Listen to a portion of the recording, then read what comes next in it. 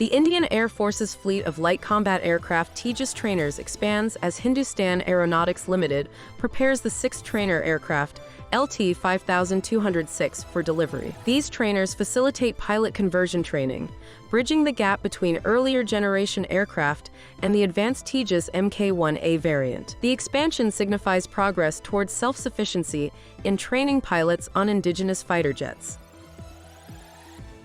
Saab, the Swedish defense giant, announces its first manufacturing facility outside Sweden, dedicated to producing the Carl Gustaf M4 weapon system in India. Additionally, Saab explores manufacturing the RBS15 anti-ship missile for India, offering land attack capabilities and compatibility with fighter jets like the Saab Gripen E. Decision on RBS15 manufacturing awaits Indian procurement amidst ongoing DRDO indigenous missile development.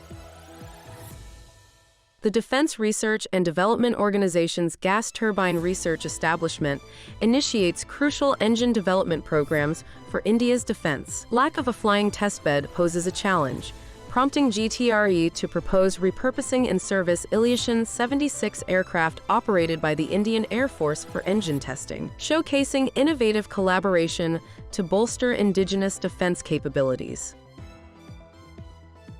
ISRO accomplished a significant milestone with the RLV LEX-02 landing experiment, demonstrating autonomous landing capability from off-nominal initial conditions. Dubbed Pushback, the winged vehicle successfully approached the runway from 4.5 kilometers altitude, executing precise cross-range corrections before landing autonomously. This successful mission validates critical technologies for high-speed autonomous landings of space-returning vehicles, marking a crucial step towards future orbital re-entry missions.